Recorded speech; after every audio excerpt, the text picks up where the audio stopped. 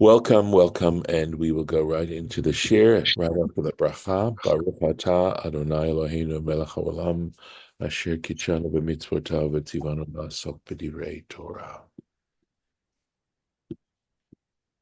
And then so as you see, of course, we're on Tetze, and again, just a series of different halachot, specific halachot that after Moses sort of giving this major introduction about during the early parts of Deuteronomy, now getting into specific halachot. So, ki tavo, when you come, if you come, becherem re'echa, into your neighbor's vineyard, right, your fellow's vineyard. V'achalta anavim, you shall eat grapes, right? You can eat the grapes.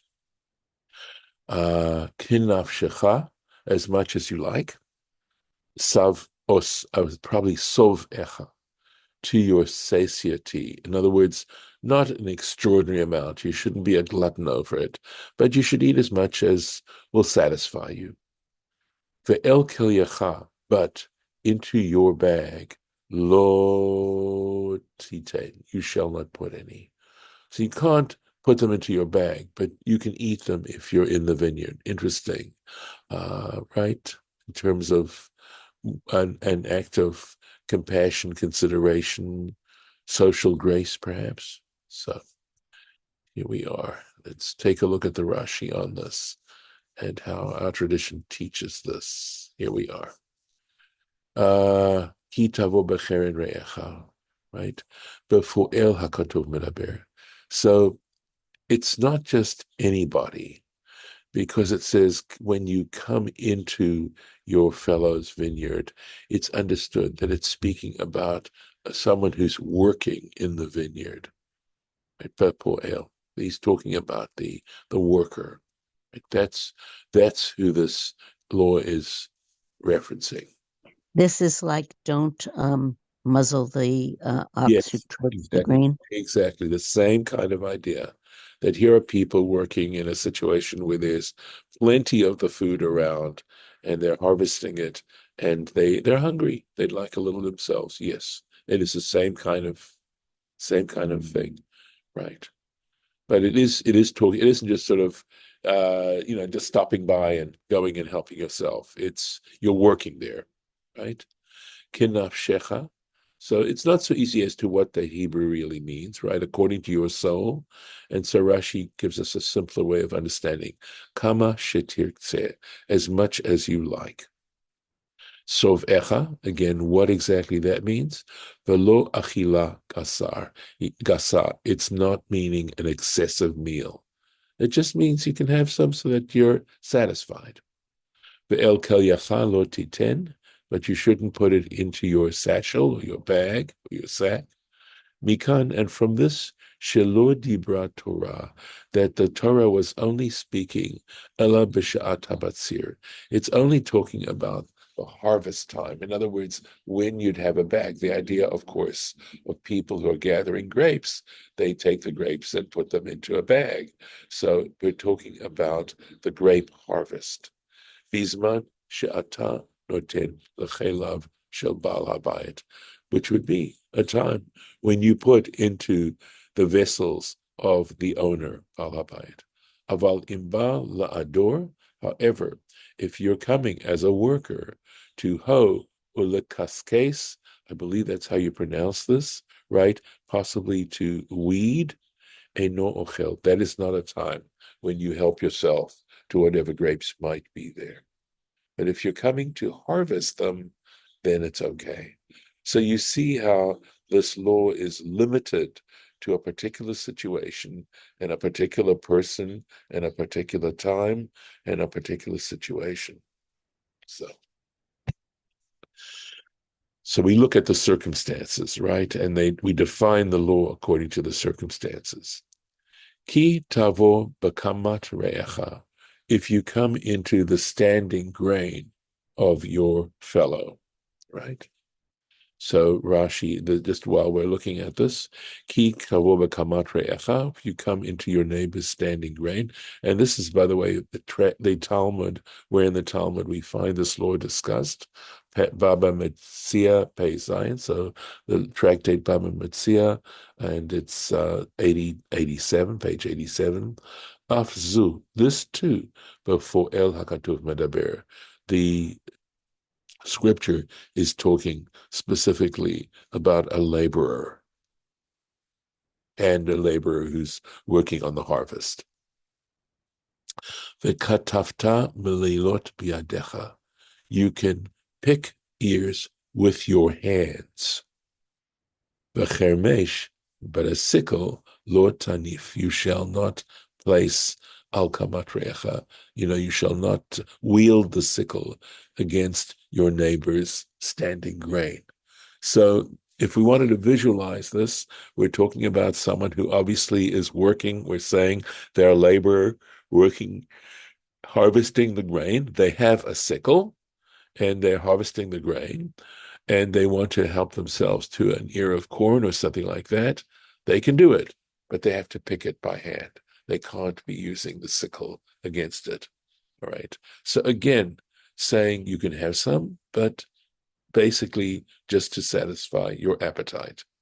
So I'm thinking to myself, although, we see that there's plenty of material here that we're going to be looking at in terms of the Torah Tamima to go further along about understanding this. That, maybe those ears of corn, I don't know that you can eat them. I don't know if you have to cook them. But the idea that if you just have to pluck them by hand and you just pluck them, and the reason why the Torah is mentioning this as well, because we could certainly look at that first verse that talks about the grapes and apply it to any kind of harvest that we're talking about, as I suspect we would, right? But here, where we're talking about ears of grain, possibly we're talking about something that you can't eat immediately. Grapes, you can eat immediately. But if you plucking corn, you don't eat that raw. I'm just speculating, but it's possible that the Torah is telling us here and giving us an example of something that you don't eat immediately, but again, you just want to be judicious about how much you take. So, and that's why it's talking specifically about the sickle, etc. New chapter. Ki yikach. Look at this. Lots and lots and lots of Torah Tamima. Ish Isha Uva Allah. So we're saying about if a man marries a woman and has relations with her, right? So this is a very important and famous part of the Torah. Vahaya, and it shall be, imlo, circumstance here, timtza chen be'enav, if she does not find favor literally in his eyes, he's not happy with the marriage, ki matzah ba ervat tavar, because he found something unseemly about her, v'chatavla, he shall write for her sefer kritut, a bill of divorcement, v'natan beyada, and he shall place it in her hands. So, of course, we know from a religious standpoint, the idea of divorce is a profound one, a profound one. But there's going to be a lot that's being said here in this one sense, because first of all, we're saying divorce is possible. It might be necessary, okay? And basically, I think that's where it's coming from. But it's also giving the woman a document that states what happened, so that people do not suspect her of prostitution. That it's important that this all took place in a legal way, and the idea of being careful about one's intimate relationships. So, and I think that's why it says Uva Allah, right? He had relations with her. And he places it in her hands. He gives it to her. It's going to be in her possession.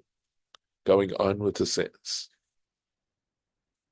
Look at the tremendous amount of material that we have going along with this. Right? Look at this. Just goes pages and pages. Oh, still going on. Analyzing every word of that sentence. Beshilcha mebeito, and he shall send her forth from his house. She can't live with him anymore. Okay. So let's take a look and see what Rashi has to say. Rashi, of course, being very, very circumspect about what he has to say. Let's take a look if there's Rashi at all. Okay, here we go. So the issue for Rashi is ki matzah ba ervat davar. He found something unseemly about her. So it does seem to comment a little bit about the circumstances of divorce. Mitzvah alav. In the case if he found something unseemly and about her, what it doesn't define it. Of course, the Torah doesn't define it here. Mitzvah alav, Rashi says, it is a commandment, it is a mitzvah for him, legarsha, to divorce her. Shelo timtza chen be'einav, and that he not take pleasure, I believe, right? Because it's timtza, she will not find pleasure in his eyes. And there are other manuscripts, Sfarim Acherim, that say, mitzvah shelo timtza chen be'einav. It puts it a little bit differently. It says that it is a mitzvah that she should not find pleasure in his eyes. So even though within Jewish law, the nature of the personal relationships between a husband and wife are between whatever gives them pleasure, nevertheless, there's also some sense of appropriateness in this particular issue. Okay. So he shouldn't, and we know human nature is when it comes to this kind of stuff, human nature is very, very complicated. So let's take a look here. Any more Rashis on this particular sentence?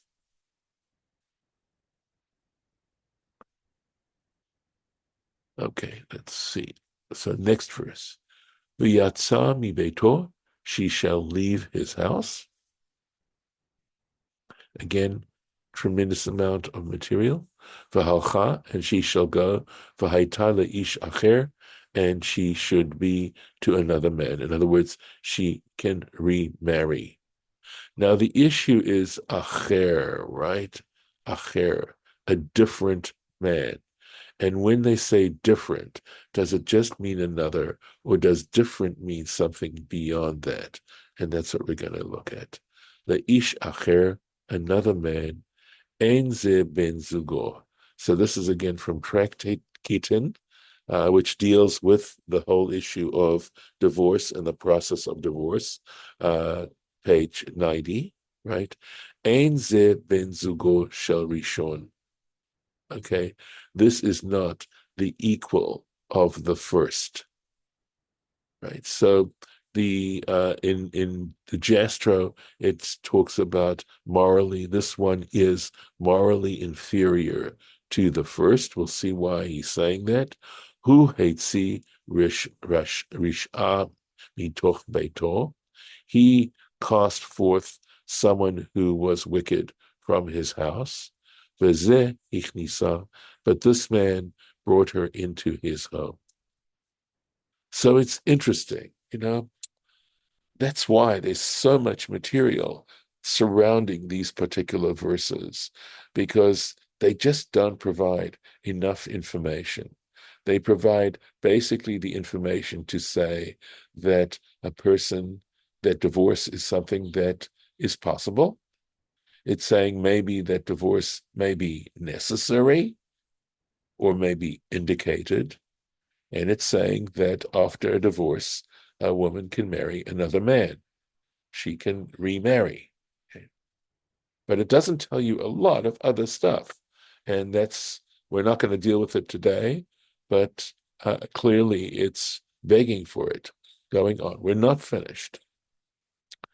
But usne'ah ha'ish ha'acharon, And the last person, this person she remarried, hates her. V'chatav la sefer kritut, and he also writes her a bill of divorce, v'natan biyada, and he places it in her hands, v'shilcha mi beito, and he sends her forth from his house. Or another possible circumstance involving this law, kiyamut ha'ish acharon, if that last person dies. Asher lekacha lo leisha, whom he took as a wife. Take a look at the Rashi on this. Usnea haisha acharon. Hakatuv says Rashi says the scripture predicts mevasro, shesofo predicts to him about him, shesofo lisnu ata, that there's every possibility that he too is going to wind up hating her.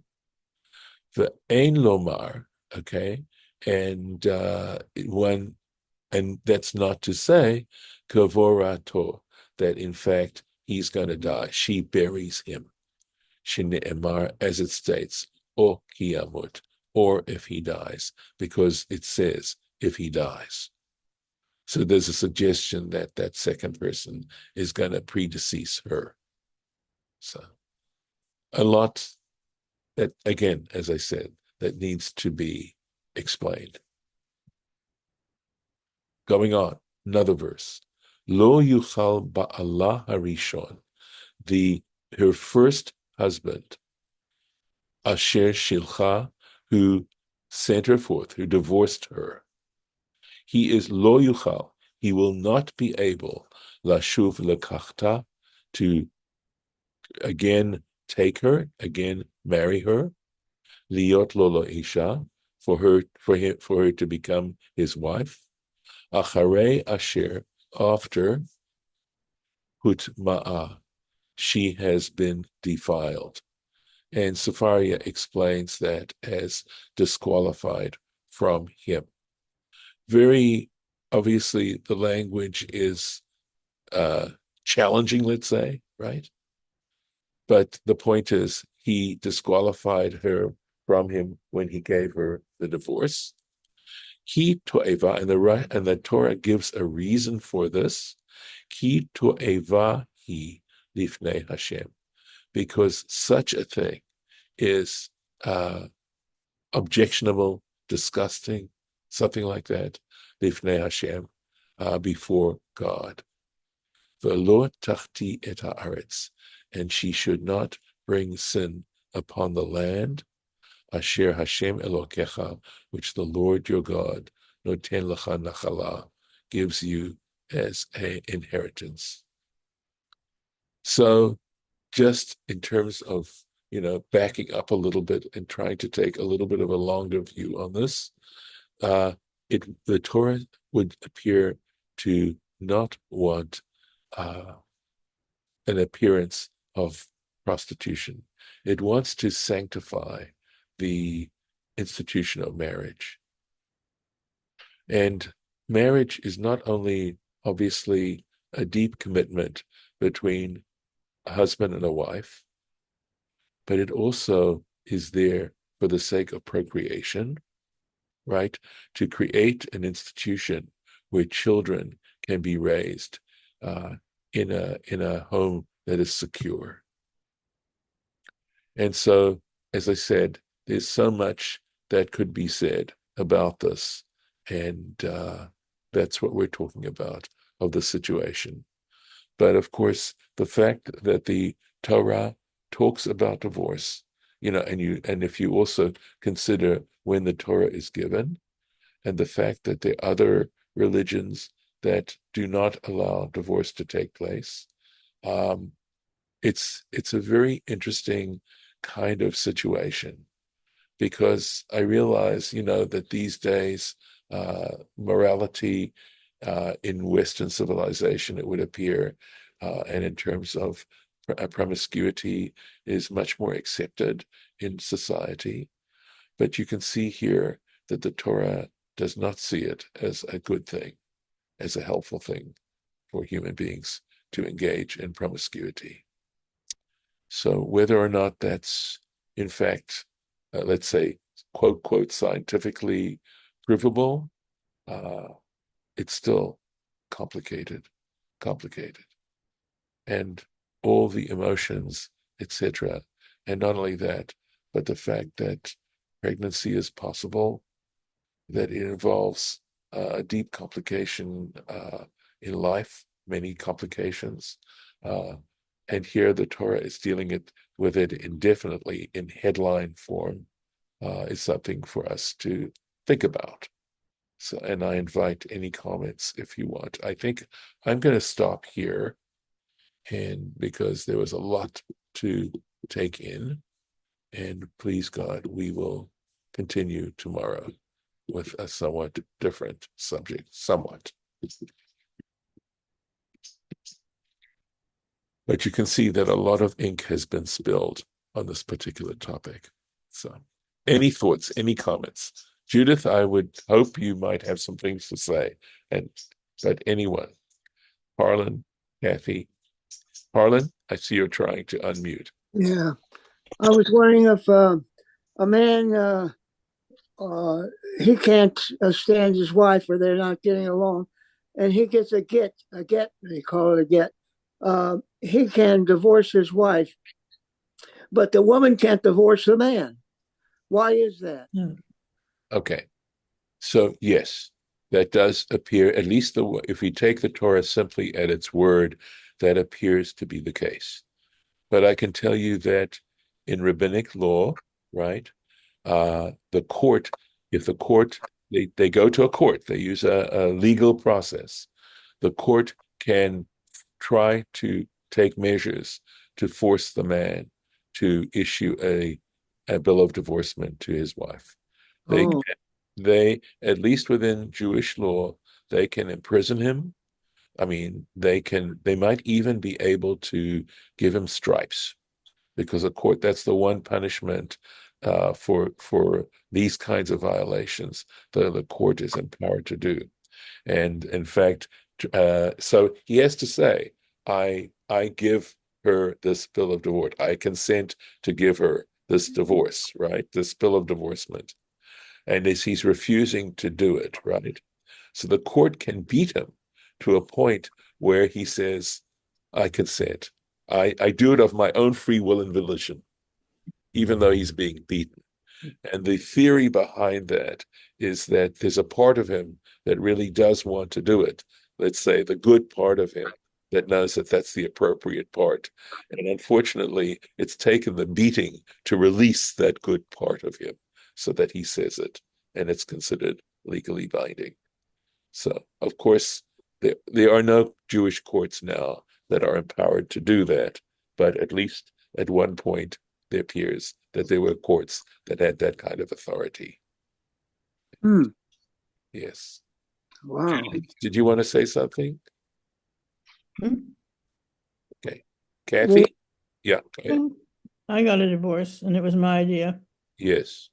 And he resisted at first Yes. because he wanted to seem normal. Yes. That was Right. the only reason. Yes. But he finally gave it to me. Right.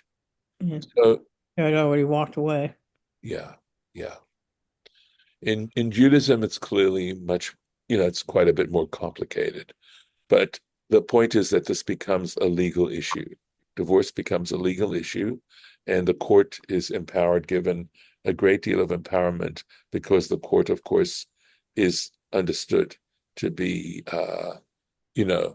fair and just and not biased. The assumption is that it's a good court and that the judges are unbiased in their application of justice. So, Judith, did you want to say something before I sign off? No, I just that it's so detailed, and yet, Yes, gosh, the patriarchy of all this is so difficult. I know. I know. It is.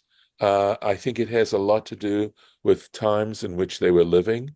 It's hard for us necessarily to visualize what they were going through and why at that particular time it might well have been justified. I think it just asks us to be very broad-minded. We do know that about 1,000 years ago, we talk about there was a rabbi who had a great deal of authority and gave women a lot more rights in terms of this particular process. Mm. So, yes. So we have that particular uh, occurrence again, because as we've said many times, we have to look at the circumstances and try to understand, the application of law based on circumstances to make What sure it's justice and equity. Yes. what did God say about the children when the divorce is does a woman get the children or does a man? Either one is their children. So I know. So again, it would be for the court to make sure, just as it is today, by the way, to make sure that the children are taken care of properly. It's possible that back in those times, people didn't live at such distances as they do nowadays, and that families tended to live together. And I'm not saying there weren't situations which were not so, but it could be that in general, people lived, families lived together much more than they do now.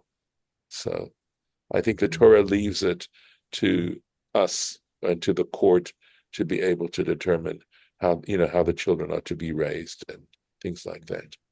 So yeah, it's good. It's important as to what the Torah says and what the Torah doesn't say, in terms of how we react and how we try to live lives that are, seriously influenced by the concepts. So that is it for today, and please God, we will meet again tomorrow. Take care.